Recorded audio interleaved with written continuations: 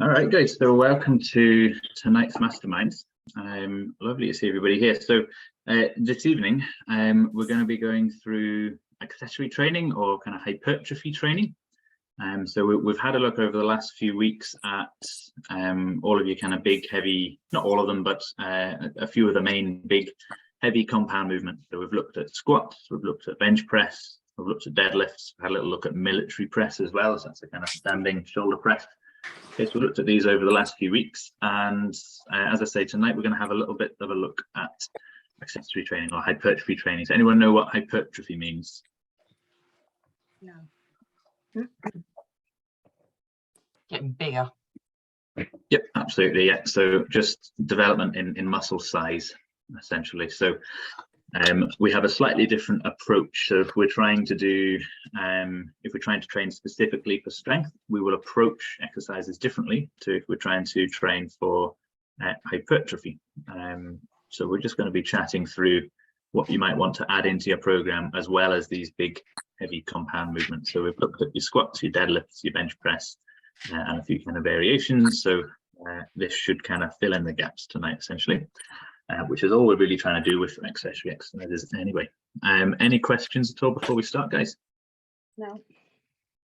Okay. No, fantastic. Okay. And don't worry if you've missed the last few weeks. We'll go through. We go through all the masterminds a few times, and you'll kind of pick up more each time we go through. So don't worry if you've missed a few sessions. And it's going to feel like a lot of info, but just try to take something away from the session. So if you leave the session and you've learnt one thing, that's still a step in the right direction. Okay, so don't worry, we're not expecting you to kind of take away absolutely everything from it. The reason we give you all the info is because it is recorded, and it just means that you've got access to it should you want it. But we will be going through these sessions again. And if you have any questions, you can either interrupt me as we go through, or you can always just drop me a message on Telegram and I can answer you there. So we've got you covered either way, guys. So I'm just going to share my screen now.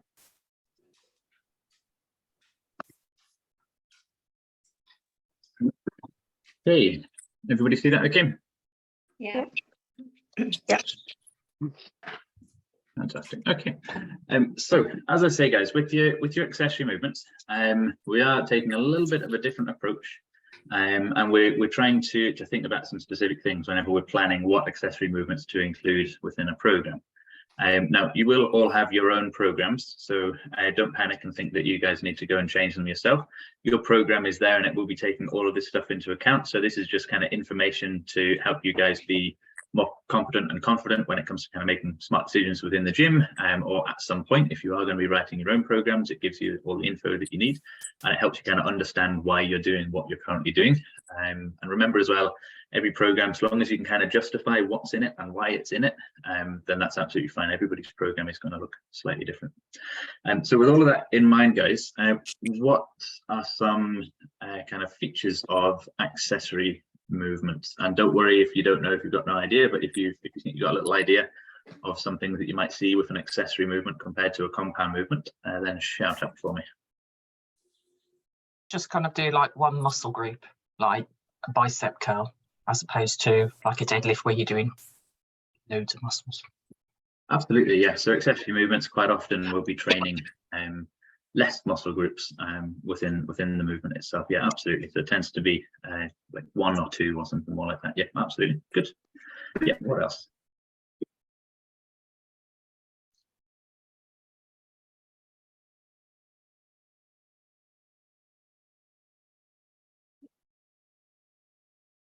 You do more of them to a higher intensity, so you may only go an RIR of 1 or 2 on them, rather than on your compound moves you'd want to have more capacity left after you've finished your set, so you do less reps as well. What I do. Yeah, absolutely. Yeah. So no, I agree with that. That's a really good point. Yes. So what Sam's saying there, guys, basically you can train them closer to failure. So you can train them closer to that point where if you tried to do another rep, you wouldn't be able to. So muscular failure. So you can train your accessory movements a little bit closer to failure and still be able to kind of recover from it. And we'll have a little bit more of a chat about why we do that and why that might be a good idea and why you can train them closer when compared to compound movements, so your big heavy movements like squats, where we might not be able to go quite as close to failure. So yeah, really good point. Anything else, guys?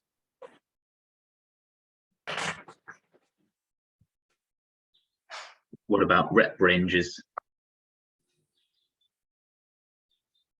You do more. Yeah. I do 10 to 12 with my accessories, whereas 6 for my compounds.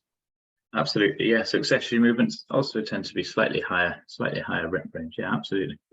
Yeah, great stuff, Actually, guys. all mine are the same. Sorry, all mine are the same. 3 sets of 10 to 12 for everything. Yeah. Absolutely. So we may have programs where we're kind of focusing more on general volume, work capacity, and focusing just on kind of hypertrophy to start off with, which sounds like that's the kind of block that you're doing. So you might not have these changes, but these are just things to think about in future blocks, essentially. Does that kind of make sense? So we can do, you could approach a squat as an accessory movement, or to train a squat for hypertrophy. You could also approach it to train for strength, and you might just you would just approach it differently. So if you're approaching it as like a hypertrophy movement, you would have a slightly different focus to if you were trying to gain lots of strength and trying to get really, really strong on it. So your program and your block will change over time to kind of accommodate that and accommodate the goals that you've got. Does that make sense? Would you be using dumbbell weights or you know, like bands? How would you be doing it? What would you be working it out with? It could be either. It could be either. So it's about how you approach exercises, essentially. I'll chat you through my bullet points. So yeah, it could be with either. So you could do accessory movements on a barbell, you could do accessory movements on bands, you can do them on cables, machines, whatever it happens to be. So it's just about the kind of approach that we've got. Yeah. Okay, so basically, when we're looking to gain lots of strength, slightly lower rep ranges tend to lend themselves slightly better to gaining lots of strength than higher rep ranges. Okay, and this is because we can use more weight. Okay, if it's lower rep ranges, we can use more weight. Also, we don't have that kind of systemic fatigue to the same extent. Okay, so we're not having our lungs as the limiting factor. Okay, so we're not as shattered, so we can really focus on good, solid, efficient techniques. So when I'm saying kind of lower rep ranges, anything between kind of 2 and 5. So this sort of range can lend itself really well to strength training and to get stronger. And then if we're doing slightly higher rep ranges, so basically anything from like kind of 8 to 12, then this is kind of lending itself slightly better toward hypertrophy. Really important to think about it though, guys, is that both do both. Okay, so if we're looking at higher rep ranges, these are going to help you get stronger as well. And if we're doing lower rep ranges, these are going to help you get bigger muscles as well. So it's all going to do all of it. So we don't need to worry about it too much. We're only saying that slightly lower rep ranges tend to have a slight bias towards strength, towards getting stronger, and slightly higher rep ranges have a bit more of a bias towards hypertrophy, so muscle gain. Okay, but both do both, which is why you will have noticed if you're doing your sets of 10 to 12, you'll be lifting more than you were 2 months ago doing your sets of 10 to 12, and you're likely to be able to do more now for 2 reps than you were 2 months ago, even though you've not done 2 reps on any movement, right? Even if you've just been doing sets of 10 to 12, you still would be stronger now than you were a couple of months ago. So the way we like to think about it is we, with your kind of accessory movements or your hypertrophy movements, we build lots of muscle, and then with your strength movements, we're kind of, or your lower rep ranges, big heavy compound movements, we're teaching those muscles to produce lots of force and to coordinate together in order to produce lots of force in that coordinated way to shift weight efficiently from A to B. Okay, so does that concept make sense with regards to the rep ranges? Yeah, so you're not missing out if you're not doing lower rep ranges. It just might not be the right time for you to do that. So if you're still making gains on sets of 10 to 12, then we're probably going to keep you on that until that slows down, and then we're going to start dropping rep ranges down a little bit. So as we said, they tend to be lighter and can be worked closer to failure. So I've put harder in inverted commas there. So for me, if I do a set of squats, and it's a heavy set, and I'm maybe leaving 3 or 4 reps in the tank. So meaning like if I was pushed to my absolute limits, I could have done like 3 or 4 reps more. Okay, I actually think that that is harder for me. I feel more knackered after that set than if I was to do a set of bicep curls and go all the way to failure. Okay, and this is because it's using loads of muscle groups all at the same time. So there's more of that kind of systemic fatigue that comes along with doing your. Oops, sorry, a couple more people coming in. And yeah, there's a bit more kind of systemic fatigue that comes along with doing kind of big, heavy compound movements. So accessory movements can be worked closer to failure. Why else do we think that is? Why might we want to work accessory movements closer to failure? Progress. To progress? Yeah, absolutely. Yeah. So I think that sums it up. So there's been a few studies done on it, and it is a difficult thing to study because intensity and how hard you're working is quite a subjective thing, and you can note down how close you thought you were to failure, but it's always just that, it's how close you thought you were. So it's kind of quite a difficult thing to study. So the studies that are out there have to be taken with a bit of a pinch of salt, and it's not super conclusive, but it would seem that in individuals who've been training for a good amount of time and a little bit kind of desensitized to lifts and to training, that we need to be working those kind of hypertrophy exercises. So whenever we're doing sets kind of 8 to 12, in order to elicit hypertrophy, we need to be working between that kind of 3 and 0 reps left in reserve. Okay, so we're working quite close to muscular failure each time. So between 3 and 0 reps left in reserve. Okay, does that make sense, guys? Do you want me to explain reps in reserve a little bit better? No, makes sense. That's good. Okay, and why might we not want to work things like squats and deadlifts as close to failure, or why are we working just as hard whenever we're doing the kind of 3 reps, 4 reps left in the tank? You're using more muscles when you're doing like the compound exercises, so it takes a lot more out here, I think, when you do, like if I was doing deadlifts and that, they're harder to do than doing, for example, a bicep curl, because when you do the bicep curl, you're just focusing on the one muscle, whereas on deadlifts you're using loads of muscles. And so, well, I don't know about anybody else, but I get tired more easily doing the compound exercises, so I always do them first when I do my workout. Yep, absolutely. Does that make sense? Absolutely. Yeah, no, nice explanation. So yeah, absolutely. So we're using loads of muscle groups all at the same time, and we're just thinking about efficiently moving that weight from A to B whenever we're doing kind of strength training. So we're not thinking about trying to target specific muscles to the same extent. We're just thinking about trying to efficiently move that weight from A to B. So we use everything at our disposal to move that weight, which means that it takes a lot out of you. We also want to think about it. If, say, for the sake of argument, you've got 5 muscles that are all lifting this weight at the same time. So we're doing a big strength movement. We've got 5 muscles working all at the same time. You might find that one of those muscles gets really quite close to failure whenever you're maybe 3 reps away from not being able to do any more reps at all. So you might find that one muscle gets tired before the other ones. And this might impact your ability to perform that good, solid, efficient technique because one muscle group has gotten a little bit more shattered. And so those of you that do squats and deadlifts might find that your technique fades a little bit as you start to get fatigued. Okay, and we want to focus on having good, solid, efficient technique. Okay, so if we end up moving with less efficient technique, if we move with kind of poorer technique because one muscle group is knackered, then our body starts to learn how to do it wrong, how to move inefficiently. So that's why they have that saying of it's not practice makes perfect, it's perfect practice makes perfect. Okay, and I said for last group as well, I don't think there's any such thing as perfect, but that's a separate story. So I think the saying perfect practice makes perfect is a much better one. So whenever we're doing kind of big, heavy compound movements, we know that there's a large skill component to it. Okay, so if we're struggling to maintain that skill, we're struggling to maintain that technique, because certain muscle groups are getting really, really tired, then it's probably time to stop, even though we maybe could have ground out another 2 or 3 repetitions or something like that. we want to try to prioritize good, solid, efficient technique on those movements. Whereas when we're doing accessory movements, as we just said, if we want to get those muscles bigger and stronger, we work them closer to failure, and that's because we're specifically targeting those individual muscles. Yes, So Rashmi. I'm sorry. Sorry, you can go ahead, Deborah, first if you'd like.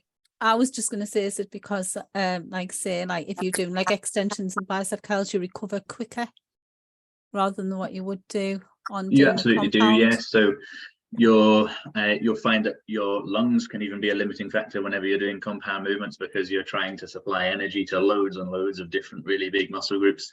So yeah, you recover much quicker with an accessory movement because we're not training as many muscle groups. Yeah, absolutely.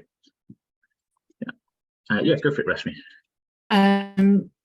Apologies to the group because you've probably gone over this. I just want a bit of clarification between compound movements, which I've understood means squats, and other movements. So what would be classified as compound movements? Sure. So when we're saying compound movements, we're meaning movements that are using more than one muscle group or more than one joint all at the same time, essentially. So squats would be one of those, bench press would be another, deadlift would be another.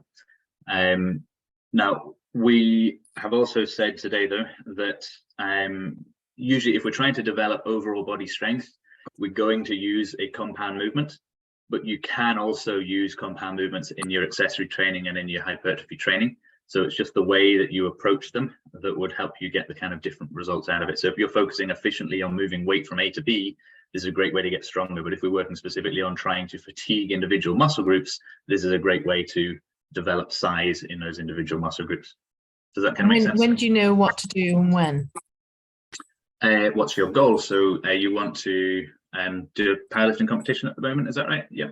Okay, so you probably want to be thinking about doing squat, bench and deadlift, because that's what the competition entails, and we want to be thinking about moving weight efficiently from A to B, because the judges at the powerlifting competition don't care how fatigued your pecs are or anything like that. They just care if you lock your elbows out at the top, right? So we focus on all of the standards of that movement, right? So for your bench press, let's say we're focusing on starting with a straight arm with your shoulders and head on the bench, with your bum on the bench, with your feet flat on the floor, and we wait for the start command, we come down, we pause it, we wait for the press command, we come up and we straighten the elbows, and then we wait for the rack command and then put it back. So we're focusing on all of these skill components of the movement. So whenever you're benching, I wouldn't suggest that you go in and specifically try to really fatigue your pecs and really get that mind muscle connection. I would just focus on lifting as much weight as you possibly can within the program, obviously. So if the program calls for less weight, lift less weight, but focusing on efficient movement from A to B within the rules of your sport. So it basically depends on what goals you have within your training. You may, however, have a separate movement within your program which does specifically target your pecs. So you maybe have like a close grip bench press as well, or maybe you've got a dumbbell bench press, maybe you've got push-ups or something like that. And on these movements, because they're not the movements that's within your competition, we might say, okay, having bigger pecs is probably going to help me bench more. So I'm going to use these other movements to focus in on developing those pecs, or taking the pecs to a nice full range of motion, getting them nice and fatigued, getting them nice and close to failure. That's going to help me develop size within the pecs. So it depends on your goals and what you want out of the program. And there are specific movements which lend themselves much better to developing strength, and perhaps specific movements which lend themselves much better to just general hypertrophy. But it's just how you approach it that will help you get the difference out of it. Does that make sense? Yeah, perfect, thanks.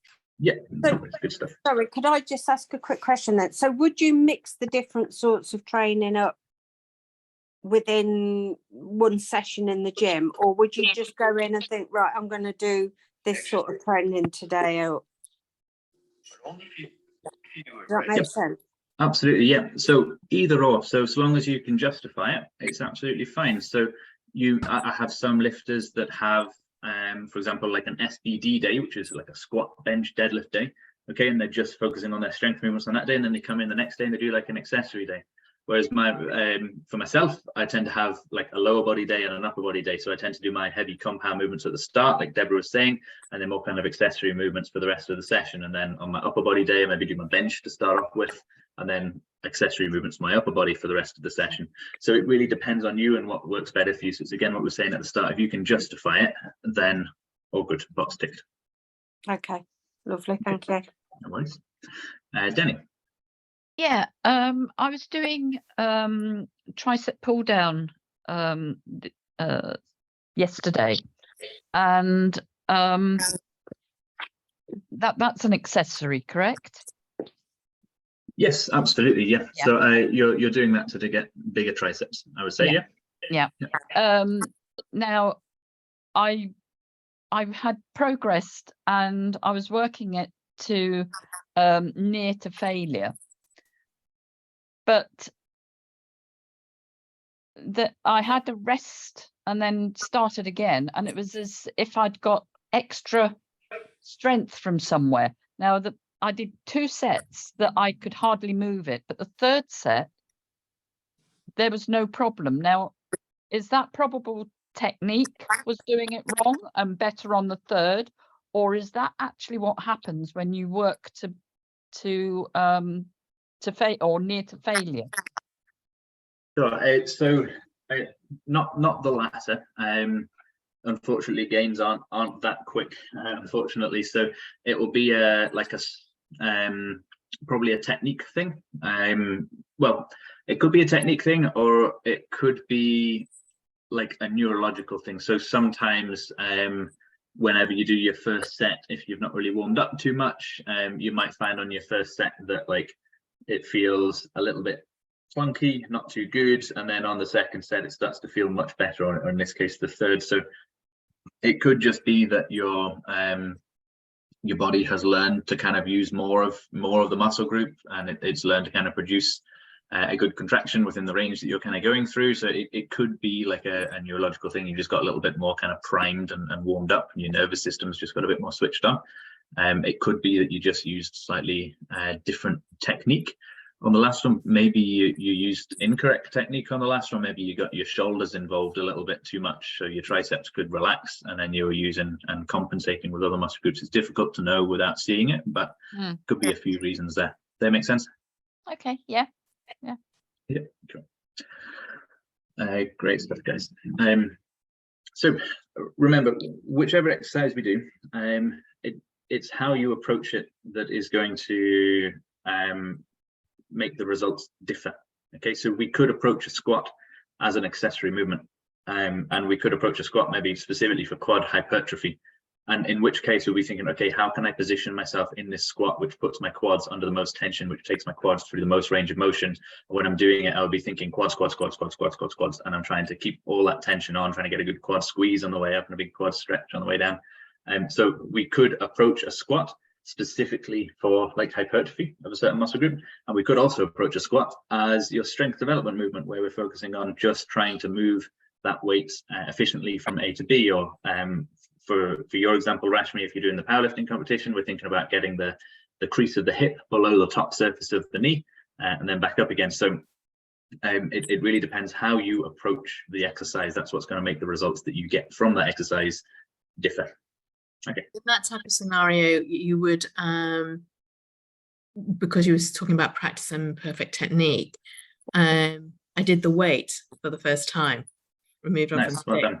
So I wasn't concerned on this first try about getting the crease perfect. I just wanted to be able to try and feel safe and secure and comfortable with doing the technique and doing the technique correctly, even though I knew I wasn't going down so far.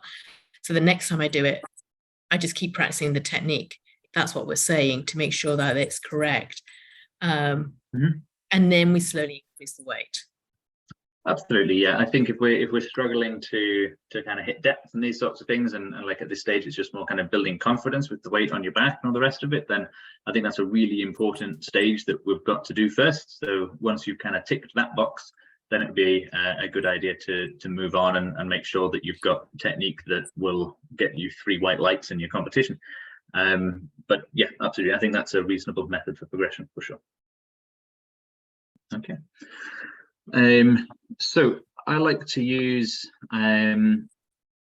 my bench press as an example here. So with your accessory movements, we tend to use quite a large range of motion, which might be often otherwise neglected. So I've got quite an efficient bench press, which is good from the point of view of the sport that I compete in. So I've got like quite a big arch, and I have quite a wide grip, and this allows me to go through quite a small range of motion which allows me to handle more weight, okay, which is great for just getting stronger, loading up those muscles, bones, joints, ligaments, tendons, all the rest of it with lots of weights. It's great from getting stronger point of view, but maybe not quite so good from a hypertrophy point of view, or from training, you know, strength through range point of view, because I got that big arch, so it's only coming down a small distance. So having an efficient bench press is a really useful thing, but we do need to think about the range of motion that's kind of neglected. So whenever we're doing a bench press, we're using our pecs, our front delts, and our triceps, right? So pecs, chest muscles here, front delts is portion in the front of your shoulder, and triceps, muscle on the back of the arm here. Okay, so your tricep is extending your elbow, and your pec and your front delt is kind of flexing your shoulder here, okay? So these are the muscles we use on a bench press. I'm not taking these muscles through that much range of motion on bench press. How might I take them through a larger range of motion with a different exercise as part of my training?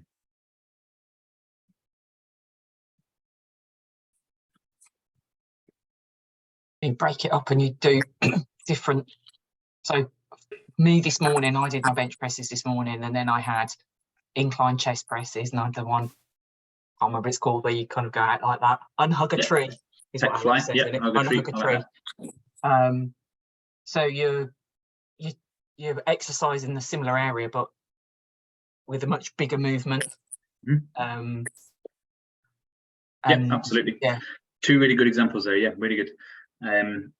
So incline, we can't get the same chest up on the incline because it kind of, you do want to arch a little bit, but it's going to change that position. It's going to kind of angle you out of that arch a little bit on an incline chest press, which means you probably can't go with as wide a grip. So it kind of forces your grip a bit narrower. So already we know that's going to be more range, and because the arch is lower, that's also going to be more range of motion.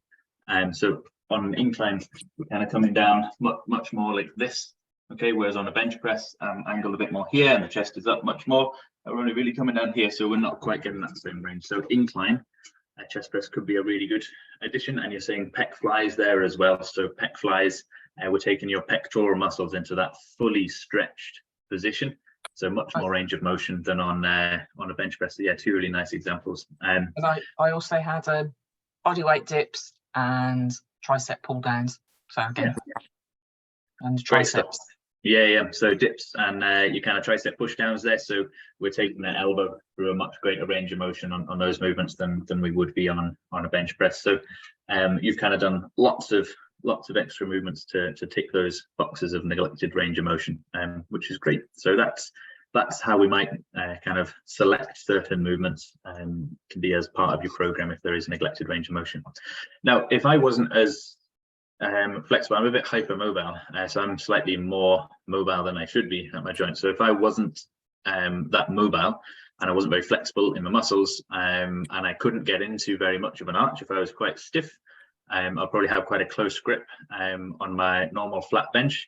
Would I need to worry to the same extent about getting in that extra range of motion work?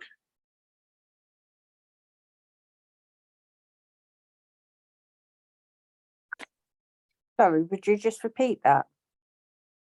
So if I wasn't as flexible, so if I had a less efficient bench press, so if my bench press, I couldn't get as arched, I couldn't get my chest up as much. Yeah. I would be forced to have a bit of a narrower grip anyway, and my bench press is going to be going through quite a big range of motion just because I can't get into that same efficient position. Would I need to worry about doing loads of accessory movements for neglected range of motion? So you still need to do them. Yeah, you would need to do other exercises, wouldn't you, to do it? Around it. Yeah, so you could do them, but you wouldn't have to worry about it to the same extent because we're kind of already taking that box. So if my bench press, if I was going through that full range already, then if I do a pec fly, if we watch this portion of my arm, so if I'm doing a pec fly, okay, it's pretty much going through the same range as if I do the bench press, right, for a pec fly. It's not too much different, maybe a little bit more, but quite similar. My elbows are bending quite a lot. Okay, so they're going through quite a big range of motion, so probably wouldn't need to worry about kind of neglected range of motion there. So we would want to add in some accessory movements, but perhaps like neglected range of motion is not so much what we'd be focusing on. We may be just focusing on taking certain muscle groups a little bit closer to failure. Maybe we look at lagging muscle groups, so maybe we really struggle with say the lockout on a bench press. We might want to really develop our triceps a little bit more, that kind of thing. But we need to worry as much. So if my bench press is already a large range of motion, I don't need to worry about neglected range of motion because it's not being neglected because my bench is already a large range of motion. So if I've got lifters who are a bit stiffer and can't get into that arch and do have a larger range of motion on a bench press, I'm probably not so worried about getting them to do like some dumbbell bench press or some incline bench press as well, as because they're already working through large ranges of motion on their bench work. So you can do some, but it's less necessary, I would say. Does that make sense? Yep. Yeah. Good stuff. Okay, so next thing to think about, and we kind of covered this already to an extent. So the goal is to fatigue and stress the muscles to elicit hypertrophy, rather than move the weight efficiently from A to B. So we've kind of covered that already a little bit. So with your hypertrophy work, we're focusing on muscle groups. With your strength work, we're more focusing on moving the weight from A to B. Does that make sense as a kind of how to differentiate between the two? Yeah. And do you see how you could approach the same exercise like a squat differently? Yeah, great stuff. Really good, guys. Okay, cool. Any questions there before we move on to some demos? Good. Great stuff, guys. Okay, so we're going to have a look at, we'll look at some rows to start off with. Now, there's loads of different variations of row, but we tend to use very similar technique in all of them in terms of kind of what we're doing with our shoulders, shoulder blades, all that sort of thing. So this is applicable to whatever sort of row you'll have on your program. So if you've got bent over row, single arm row, inverted row, give me some other row variations that you've got in your program. Upright row, standing upright row. Okay, so you've got me there. So slightly different technique for that one. Yeah. Yeah, so upright row, we're using slightly different, so more kind of internally rotated, and it's more of that kind of vertical movement. So yeah, you've found the anomaly there. Yeah. And it's not nice. I like them. I like an upright row. Yeah. It's the wrist. You kind of, if you've got your weight too heavy, you end up pulling your wrist. Okay, so what do we want to do instead then? So what muscles are we trying to train? Let's briefly talk about upright rows. I don't have a demo, so I will demo. Right, so with an upright row, it's when we're holding a dumbbell or barbells and we're trying to row up like this. Okay, so if you're hurting your wrists when you're coming up to the top, how do you think you can help that? Anyone can answer, by the way. So how can we change our approach to the movement so we're not overly aggravating the wrists? The way you hold the bar. Could be, yeah, we could change that, yeah. Yeah. What muscle groups are we trying to train whenever we're doing an upright row? Awesome. Your shoulders and your upper back. Shoulders and yeah, and your lats. Shoulders, yes. Lats, no. So lats brings your arms down to your sides, remember? So when we're doing an upright row, we're actually taking the arms away from your sides. So shoulders, 100%, I agree with that. So Trapezius. Say again? Sorry, I'm doing it. And trapezius? Yes, absolutely, yeah. Yeah. Yeah, so we're using the lateral deltoid mostly and your upper trap, so the muscles that shrug your shoulders up like this. So we're using both of these muscle groups quite a bit. Okay, so that means that we've got shoulder movement and shoulder blade movement happening at the same time, right? So whenever we do the upright row, we should just be thinking about trying to contract those muscles, trying to move those muscles through a full range. So this is why with accessory movements, we want to think about what muscles are we trying to train, right? Let's put them under tension, take them through a full range of motion and fatigue them instead of thinking A to B. And I can guarantee if your wrists are hurting you because you really, it feels awkward at the top there when you're kind of pulling it up, that you're maybe subconsciously thinking about A to B as opposed to training and moving the muscle groups that we want to train. So whenever we do the upright row, ignore the I've got a 50th birthday balloon because my mate thought it'd be hilarious that I'm getting old now. Is it your So birthday? it was last week, yeah. But yeah, my mate decided that 50th would be appropriate for me. So with an upright row, what we're thinking about is moving the shoulder joint and moving the shoulder blade.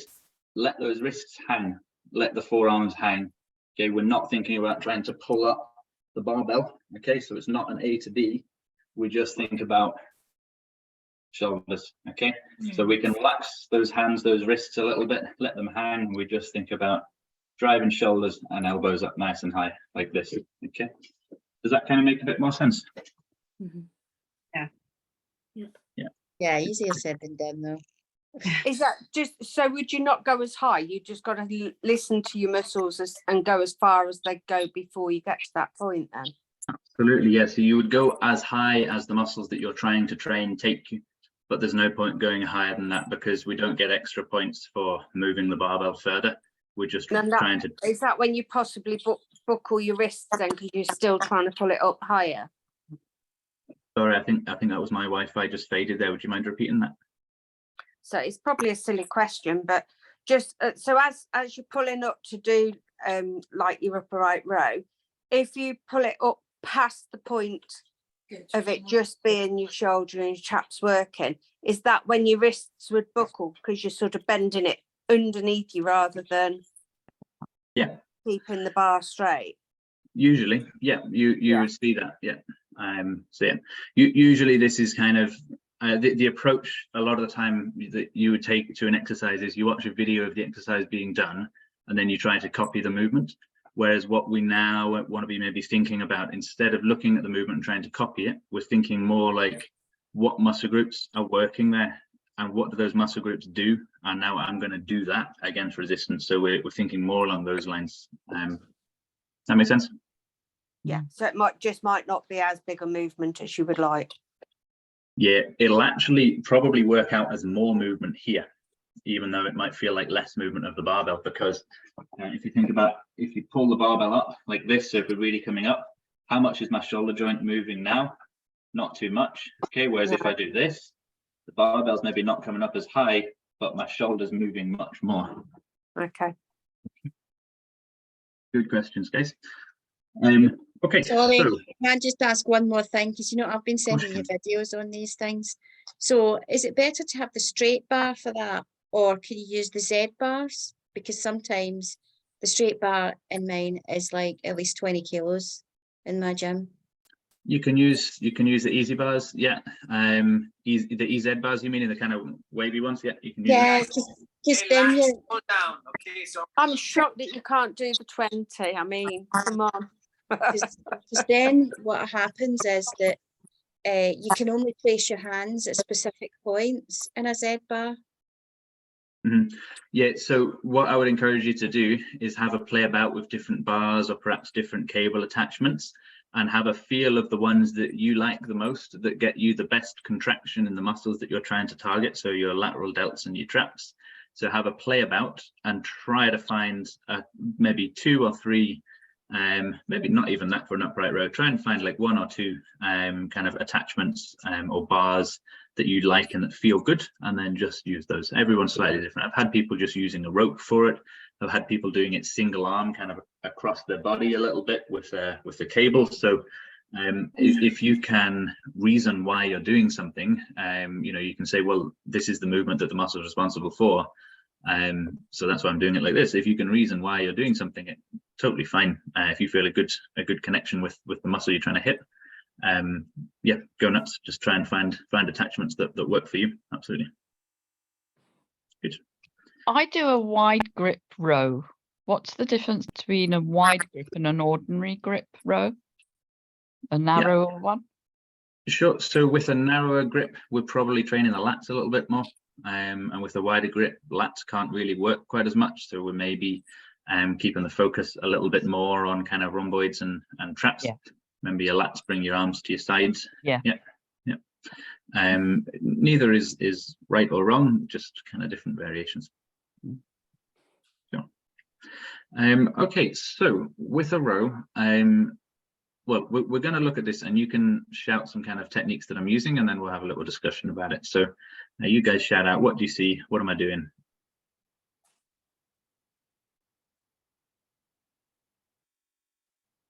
Don't know, can't see it, it's gone. You like It- you're making sure you're pulling your shoulders back. So because on this one, I know that I don't move my shoulders far enough back. So that's it. So I have you in my head when I'm doing this exercise, to be truthful. Saying getting your shoulders, pull your shoulders further back. Yep, really good point. Yeah, so yeah, shoulders are coming back together, pinching together. Yep. You're Anything not else that you can just see? going back, you're going right forward as well. So you're extending as far as you can, as well as before you actually bring it back to you. Yeah, perfect. Yeah, really good, guys. What I'm going to get you to do, actually, guys, I think there's a little bit of feedback, and I think it's probably my internet, but can I get you guys to mute unless you're answering a question for me? I think there's a bit of feedback coming from somewhere. Appreciate it. Thank you. Yeah, absolutely. Really good point, Denny. So we're kind of getting that full protraction as well as retraction of the shoulder blades. Okay, so why are we doing that? So why are we protracting and retracting the shoulder blades?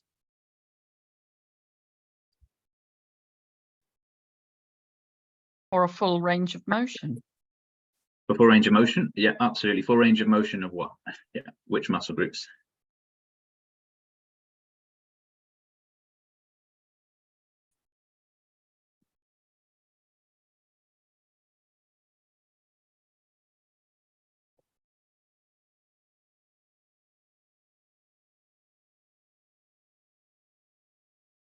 Any ideas, guys? Remember to unmute if you're talking.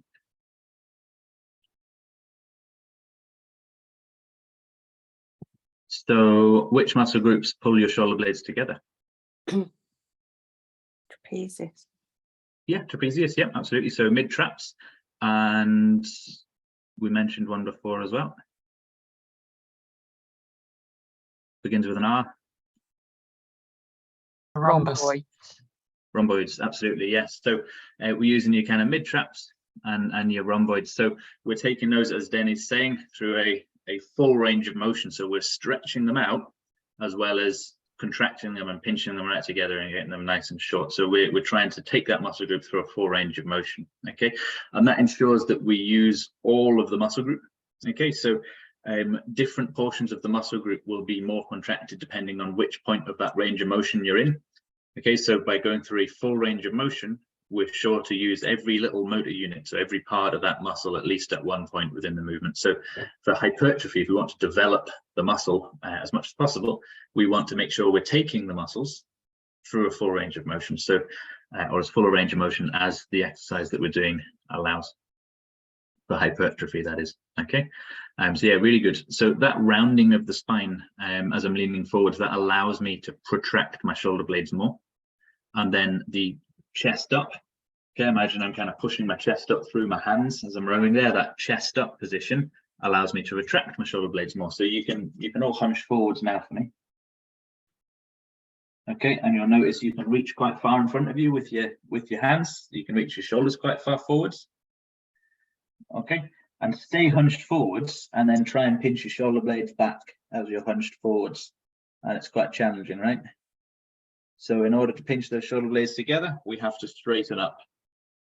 Okay, so in order to get a full stretch, we have to round forward, but in order to get a full contraction, we have to extend up a little bit. So that's why we're kind of getting those spine movements involved as well.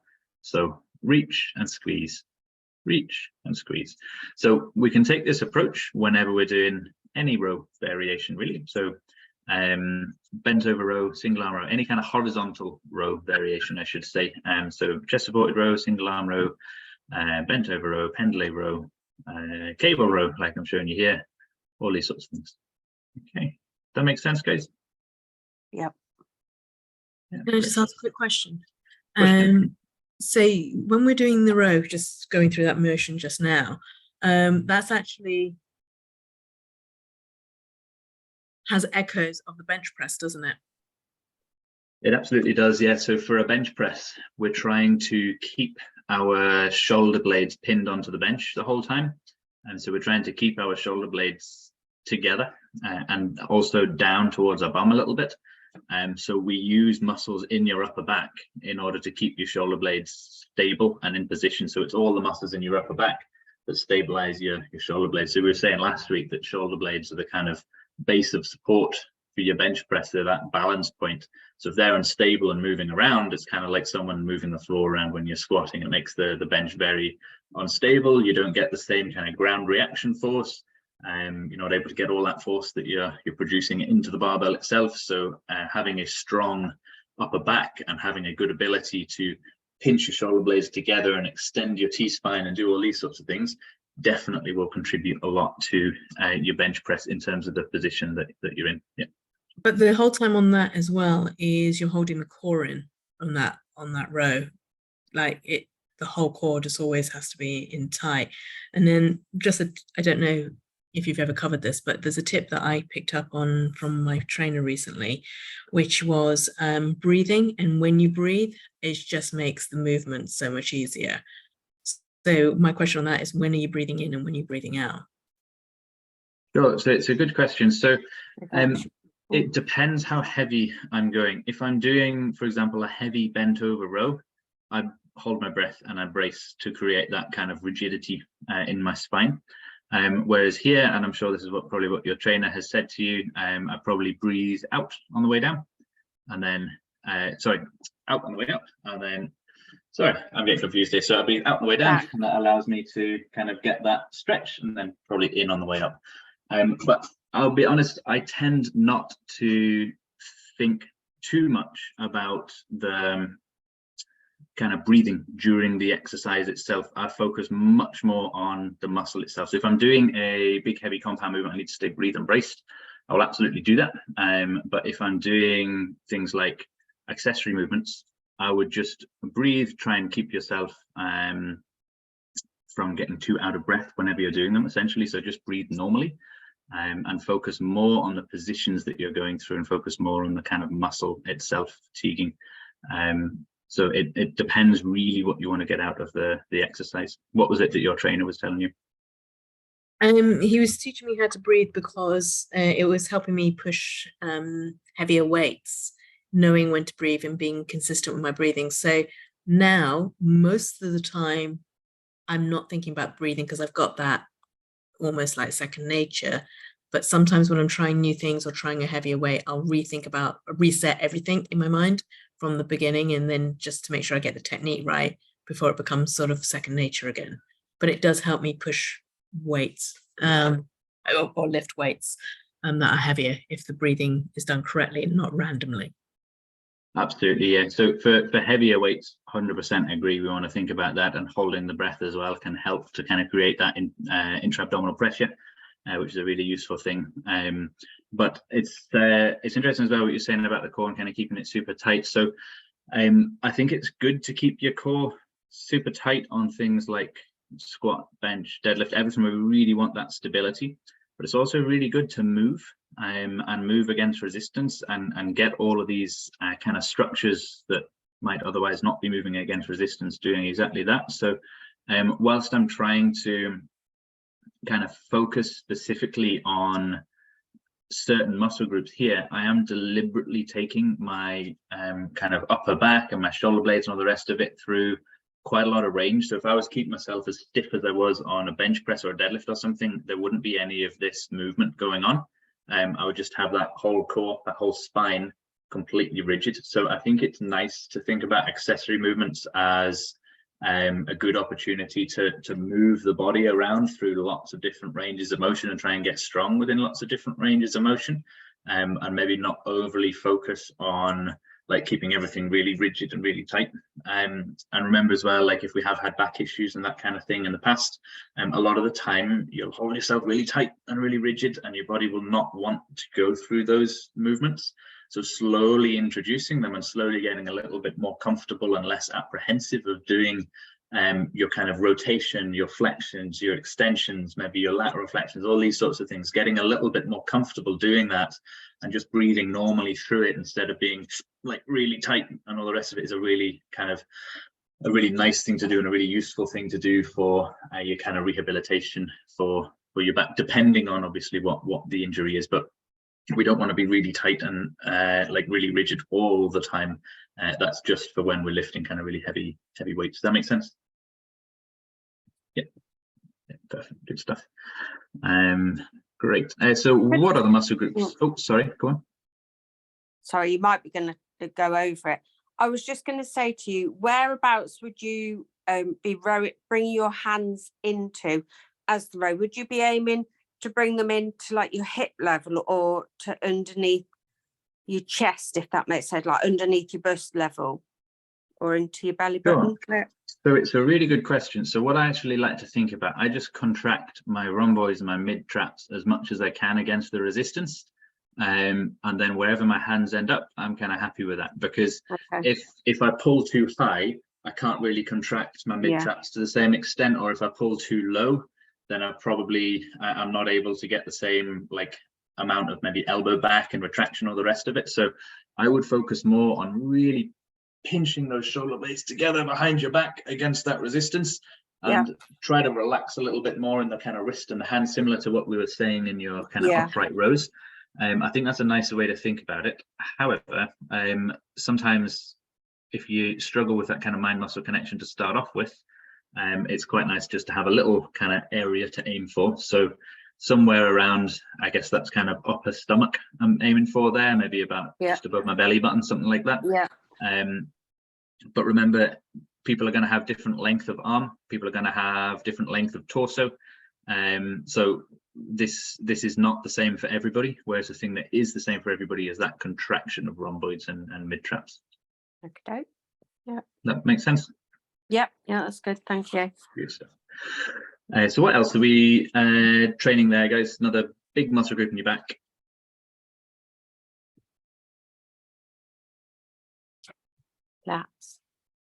Lats, absolutely, lats. So I knew they'd be there somewhere. Yeah, they're in there. Yeah, so lats. This kind of big sheet of muscle basically goes right across your back. So your lats will pull your elbows or your upper arms to your sides from wherever your upper arms are, basically. So everybody put your arm in a position away from your side somewhere. It can be up, forwards, backwards, wherever. Yeah, that's it. Put your hand up, put it out, put it wherever. Yeah. Okay, so if you bring your arm down to your sides from wherever it is, okay, if you were to do the movement that you've just done against resistance, your lat would have been involved in that. Okay, so that means that your lats can extend your shoulder, so it can bring it back this way. It also means that your lats can flex your shoulder if it was to start from behind you. So my lat is basically working until, I'll pause it, that point there. Okay, that last bit where it goes a little bit further back, that's probably no longer lats at that point because they've already done as much as they can. So that's more just kind of rhomboids, traps, and rear delts that are working there. So your lat will bring your arm to your side. So it's going to really contribute, but it's not going to finish off that movement in quite the same way. So that's why lats are often not the main focus in a rowing exercise. Make sense? Yeah, good. Okay, so I know we're running a little bit short on time there, guys, so I'm going to fly through the rest for you. So we'll have a look at a lock lat row here. So it's called a row. It's more of a kind of pull down variation, in my opinion, and it's a really nice one. It's probably my favorite one for training lats. That doesn't mean that the other ones are less good. It just means that I personally really like this one. I can get a really good feeling in my lat whenever I train it. So I like to do this one regularly. So we can see that we're going through a much bigger range of motion with your lats because my lat is coming much further, sorry, my upper arm is coming much further away from my side, isn't it? Okay, so my side is here and I've got my upper arm way up there as opposed to just there. Okay, so that's quite close to my side. That is a long way away from my side. So I know that I've taken my lat through a bigger stretch.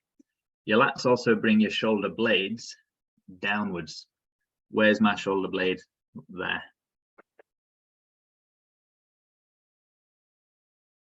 Up, absolutely, yeah. Yeah, so my shoulder blade is up, so you can't even see my head anymore because my shoulder's in the way. So I've literally lifted everything right up like this, okay? And that puts a really big stretch in your lats, okay? So if everyone puts your arms like this, Okay, now I want you to start to reach up for the ceiling. Keep your arms kind of this way on, reach up for the ceiling and keep reaching up as high as you can. Reach, reach, reach, reach, reach, reach, reach, push your shoulders up in the air. Okay, and we're probably going to start to feel a little bit of a stretch down your side here. Okay, so that's your lats gone through a full range of motion. Okay, you can relax back down. Good. So we've gone through a full stretch position. So we've got our shoulder in that fully, it's called flexed position there. So shoulder flexion is this way. Okay, so shoulder is fully flexed and shoulder blade is fully elevated. So we've got a full stretch. And then I lead the movement with my shoulder. So the first thing that I do is pull the shoulder back down again. So my ear has made an appearance there. So we can see that the shoulders come all the way down. Okay, so that's kind of leading the movement with the shoulder, and then I really pull the elbow into the side. And then the last movement that I do, and it's easier to see from the other angle, is that kind of slight flex to the side. So you can see that I'm flexed this way a little bit. Okay, so your lat, when it's in its shortest position, flexes you down to the side. So we'll try this, be careful you don't cramp, okay, but we'll give this a shot. So take your arm, just one of them, and put it down to your side. Okay, just hang it down so it's pointing toward the floor. Take the shoulder of that arm and push it down away from your ear as far as you can get it. Keep your chest up a little bit. Okay, and push that shoulder right down. Okay, and then keep pushing right down for the floor and just bend to the side like that. Really reach for that floor. Push, push, push, and you'll probably start to feel a bit of a crampy feeling in under here. Okay, when we're saying push that shoulder down, use your lat to push it down. Don't use your other arm to push it down. That was just me demonstrating. Okay, hopefully some of you felt that there. So this is your lat in its shortest position. Okay, and if we're doing single arm, we can't. Well, if we're doing double arm, we can't flex to both sides at the same time. So if we're doing like a double arm lat pull down, we don't get quite the same contraction. We also don't get quite the same stretch. Okay, so whenever at the top, we can't get quite the same amount of stretch with a double arm because you can also angle your body in a certain way. And so I'm bent this way a little bit, but I'm kind of really leaning my whole body that way. So you get a really big kind of stretch of your lats there. So we also can't get quite as much of a stretch. So it's one of those rare movements where you can literally take your muscle group from its most stretched position to its most contracted position and keep the resistance on it the full time. And it's quite difficult to do that with other muscle groups. Does that make sense? Yeah. So if you think about a bicep, your bicep in its fully stretched position is when you're back here, and when it's in its fully contracted position, you're actually up here. Okay, so we don't see many bicep curls that do this, right? Because you can't keep the resistance on it the whole time, because by the time we're up here, right, the resistance is no longer on our bicep when we're up here. The resistance would actually be more on our tricep. Okay, so because your joints tend to work in curves instead of straight lines, and gravity only works in a straight line, usually we can't actually train a muscle through a full range of motion with a singular movement, but you can on this one, which makes it one of my favorites. I really like it. So you can give it a bash. It's also a really nice one to do if you don't have access to a gym. Pull downs or lat pull downs can be quite difficult to do. This movement here, your lat pull down, that can be quite difficult to do with a resistance band. So doing a lock lat row, which is what this one's called, with a resistance band is quite a nice alternative. So you get that full range of motion. You use one resistance band, so it means that one arm is pulling the whole resistance band, so you can kind of get a little bit more weight. So this would be my preferred method of doing a pull down if you're training from home. I must admit, I tried the lat pull down with my resistance band and I ended up twanging myself with it because I didn't have it secured properly. I thought I had it secured properly at the top, but clearly when I pulled it down, I definitely did not. So yeah, I think the other one would be much better to do from home as well. Yeah, safety guys. Yeah, resistance bands can be mean things if we're not careful with them. So yeah, sorry to hear that, Deborah. Oh, I was all right. I ended up laughing, to be honest, because it just like caught me totally off guard. I was like, oh my God. Yeah. No, that'll wake you up for sure. Yeah. Okay, so some lat pull downs here. So really nice exercise. We can probably handle a little bit more weight on this than we can on your lock lat row, just because it is a slightly smaller range of motion. It's slightly more similar to your bench press, to your rows, these sorts of movements. It's similar to your bench press in terms of the motion. It's obviously opposite muscle groups, but it's similar in terms of the range of motion. So it's kind of like we finish it off a little bit like a row. So I'll wait till that side on view. So we kind of finish it off like a row. So we've really got the chest pushed up, and I'm pulling that bar into me. Okay, so chest pushed up and I'm pulling that bar into me, and we finish it off a little bit like a row. So you can see how I'm having to squeeze my shoulder blades down and back, okay, against the resistance there. So your kind of mid traps and rhomboids will be getting hit quite hard, which they won't be on a lock lat row to the same extent, because we're not pinching the shoulder blades back, as you can see there. Okay, whereas here we really are.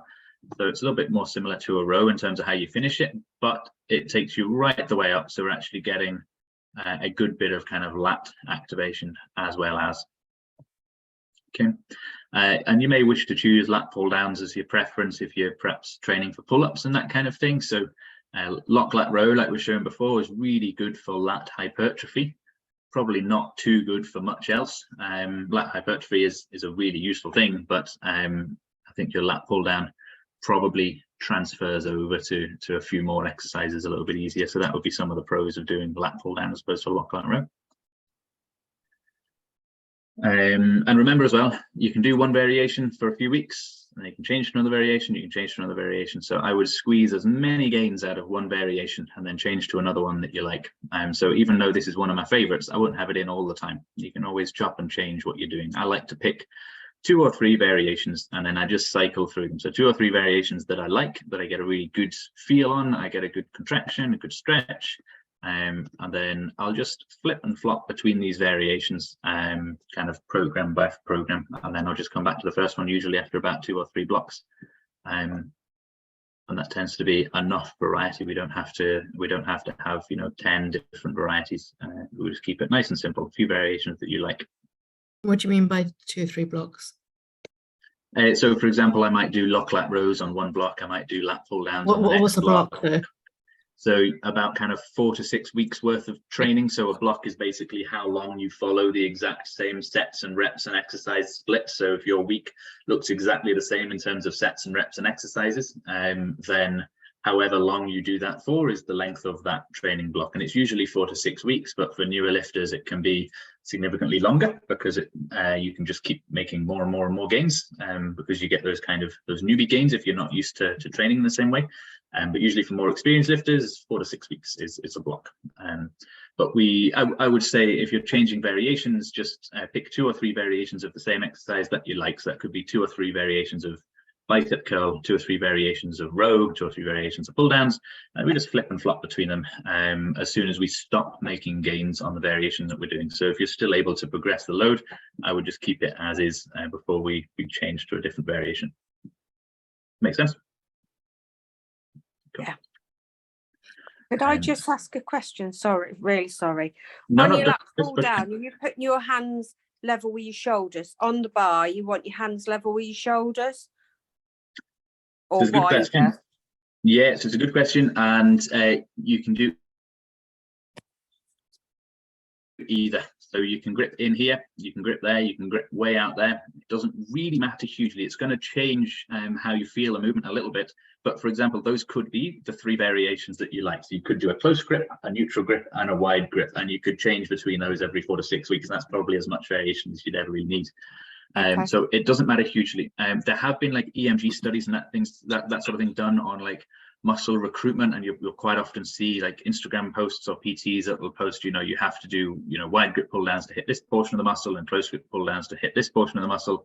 And this is whilst it may be true on a very kind of minute level, it's reasonably like negligible difference that it's going to make. If we're doing some sort of lat movement through a decent range of motion, we're going to get bigger and stronger lats. So just pick 3 variations that you like and keep changing them would be my my recommendation. Okay. That's why we tend not to go into too much kind of detail on like put your hands here, put your shoulders, or set the machine up like this, because it is different depending on the individual. Most common mistake we see on lat pull downs is when we pull down like this and we pull the bar down in front of you, and we let those forearms tilt kind of this way. Okay, we don't really want that on a lat pull down. So chest up and we pull it into you like this. Okay, so we're trying to drive our elbows down into our side pockets. We're not trying to drive the bar downwards in front of you. So we're trying to pull the bar through the top of your sternum, like so. Yeah.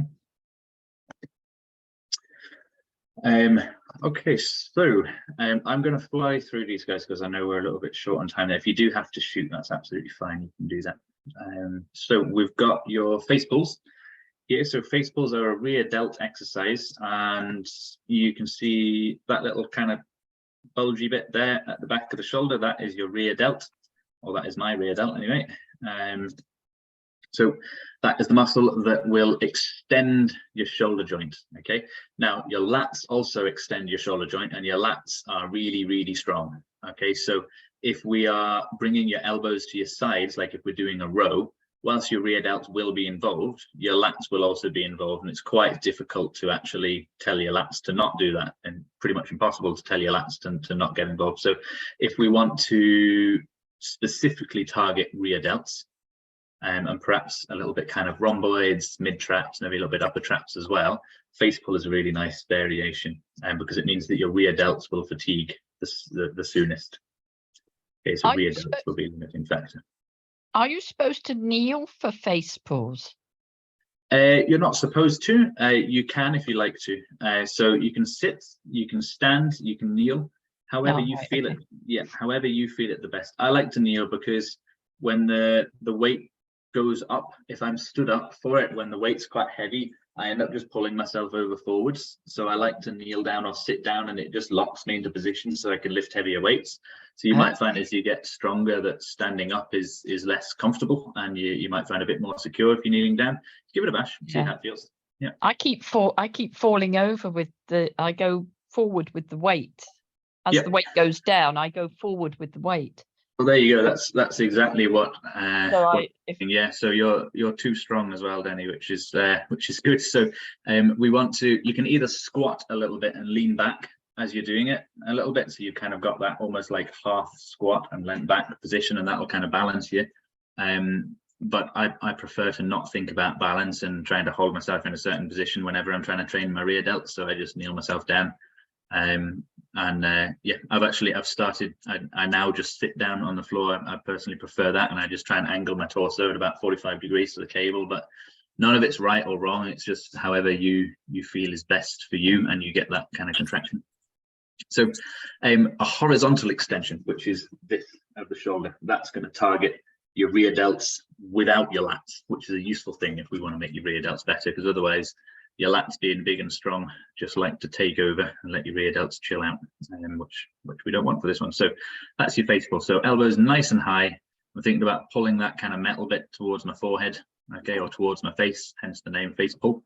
But elbows nice and high, and I really try and keep them high.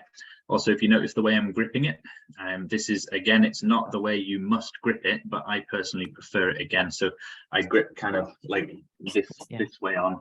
Okay, so the rope is kind of coming through my hand this way, and I'm gripping it like that, and I'm pulling towards me. Okay, so this, I think, just helps that slight internal rotation, and that helps your elbows stay a little bit higher. So you can give that a bash next time you're doing them and see how that feels. Lateral raise, everyone's nemesis. Yeah, lots of, it's all come screaming back to you by the looks of it, guys. Yeah, good. So lateral raise, what muscles are we trying to train with a lateral raise?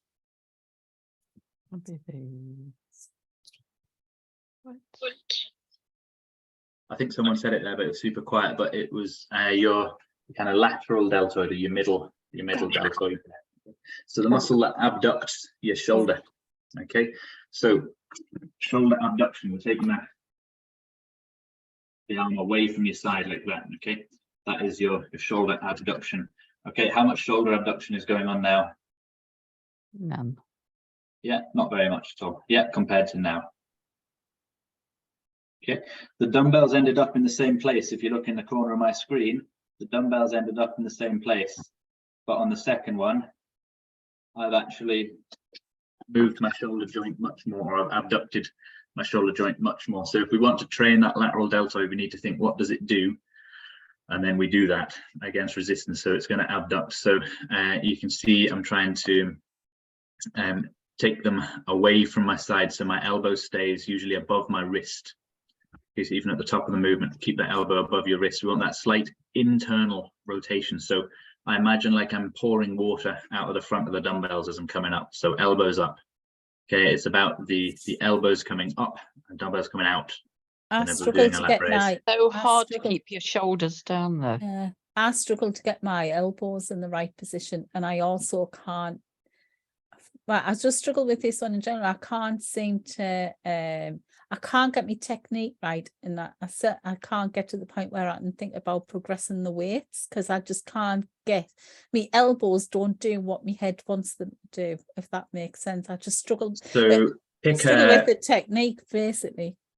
yeah, absolutely. It's a tough one. So pick a weight, however light that you can do it. And you can use a mirror. I don't like to use a mirror usually, but use a mirror to figure out the movement. Okay. And then progress the repetitions instead of progressing the weight, because this is Yeah. not a strong movement at all. Okay. I can't lift very much on this movement either. It's really not a strong movement at all. And so we need to go pretty light on it and just progress the repetitions. If you can't progress the weight without losing your technique, then it means that the muscles that you want to be training are saying, no thanks, use something else. I think which means that yeah, it sounds like potentially I'm trying to do them now with too heavy a weight, Yeah. which is not Yeah. letting me do the technique properly. Because obviously you look at the weight and you think, well, that's not very heavy. I need to go. Yeah, I mean, I'm not talking I use massively heavy ones. You're talking like maybe it's 4 kilos, but maybe it's like at the that's new enough. gym. That's fine. Yeah, that's Yeah. enough. Yeah. So we just want you to be burning in your lateral delts by the end of that set. We want you to Yeah. be struggling to lift your arms up to the side by the end of that set. So if we're ticking that box, then Yeah. we're training the right muscle group. I'm a bit of a s- bugger if I feel like I'm not very good at something. I tend to cherry pick the exercises I do like and feel like I can do. So I need to go back over some of these and It's get good to working on train my strengths as technique. well. Yeah, Yeah. it's good to train your strengths as well. So a bit of cherry picking is not necessarily a bad thing. And there's several ways to target certain muscle groups. So if one isn't working, we tend to find a different way. So that's not a problem either. So yeah, this is your lateral raise, guys. That slight lean forward and bring the dumbbells up slightly in front of me. If you notice my elbow, it comes right up to the side of me. Okay, but the dumbbells are slightly in front because I have that slight bend in the arm. But again, you think about your your medial delt, right? You think about your medial delt, and then you think about contracting it against resistance. Okay, that's all we're thinking about doing, and that's the result of that. That's all we're doing. Okay, so don't think too much about A to B. Just think about the muscles that we're trying to train. What do the muscles do? What joints do they move? Are we moving those joints in the way that muscle moves them? All right, so your lateral delt there, one in the middle, that is going to be abducting your shoulder joint. So are we abducting your shoulder joint whenever you're training? Yeah. Could I just ask a very quick question? If you're struggling to do the lateral lift, would you, instead of going slightly lighter on your weight, would you ever consider doing it with a bent arm, so your arms forward like that and your weight's in your hand, and then do your lateral raise like that? Would that be of any benefit, or would you go lighter with the weight and get the full range of movement? It's a good question. So I would like you're kind of saying it's the same movement, but you're shortening the lever whenever you're bending your arm. Yeah. So I would say that doing an upright row might be a good alternative if you're struggling. Okay. Yeah, so an upright row might be a nice alternative if you're struggling with your lat raise, instead of bending the arm. Because if you do bend the arm, temptation, well, first of all, is to basically take all tension off the muscle whenever you're at the bottom, and then whenever you're at the top, it tends to be a little bit more of a kind of rotation movement that goes on. So it is kind of possible to do, but just because the weight sits so far away from your elbow, I think it's harder to use appropriate technique doing a lat raise with a really bent elbow. Okay. So try going like with dead straight arms. Like I like a little bit of elbow bend, but just to learn technique, sometimes just try to get your arms completely straight and just take them dead out to the sides. You can even take them out to the sides and you can just keep going right to the top, and you can let your arm kind of just rotate wherever it wants as you're doing that. Just elbows straight, keep them straight and come all the way to the top. It's called a Lu raise, spelled L-U, named after a guy called Lu Xiaozhen. So if you want to search Lu raise on YouTube, L-U space raise, you can have a look at what he does. I do these in my training quite often. They're really nice, and you don't have to think maybe quite as much about it. But depending on your shoulders, it might be a bit of a tough one to start on. Okay. But yeah, I hopefully have to go, but can I just ask a quick question? course. I just want to check what the routine is, because I leave you all the messages and the videos just on the Telegram, and it's once a week, isn't it? That you just look in and then send me the messages, but I'll just update you as I go along with everything. Is that okay? Is that the right way to do Absolutely, it? yeah. So every Thursday, so today before the end of the day, it's up to 3 videos of up to 30 seconds in length, and you just pop them into the chat in the Telegram, and then I'll be responding tomorrow to those. Okay, and then leave you any other information that might be relevant to the training. Yeah, if you have any questions or anything like that, yeah, just ask away. Absolutely, yeah. Thank you so much. Great. Cheers, Rashmi. Okay, guys, so I'm going to fly through this and then I'll let you get off because I know we're a little bit over time. So your tricep push downs there. So full elbow bend, full elbow straighten. Okay, so what do your triceps do? They straighten your arms, which means that we need to be going through full range of motion. So elbow joint bending as much as I can get it to bend at the top. Okay, so if I didn't have my elbows back at the top, so if I had my elbows forwards here, then my elbow wouldn't be as bent. So that's why I've got my elbows back, is to allow my elbow to be bent.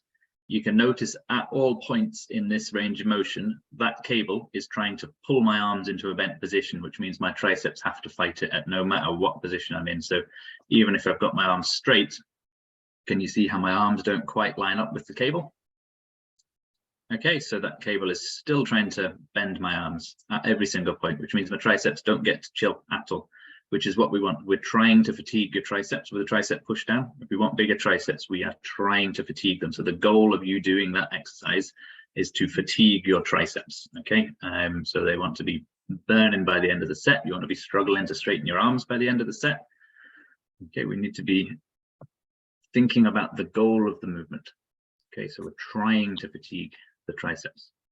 Okay, and that's why we get into that straight position at the bottom there as well. That's why I stick my bum back out the way. So quite often you see people whenever they're straightening the arms and they just push their arms into their thighs, and it's almost like a little rest point at the bottom. And then when you come up to the top, it allows elbows to come forwards a little bit, and you find that little rest point at the top.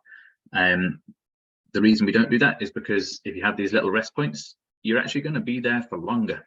Okay, so you'll be there longer before your triceps fatigue, because they can recover ever so slightly every single rep. So we keep that tension on, and we get the job done quicker, basically, quicker and more efficiently. So fatigue your triceps, and then same with the biceps. Okay, so at the top, I'm making sure that I don't kind of curl up and I don't push my elbows underneath like this.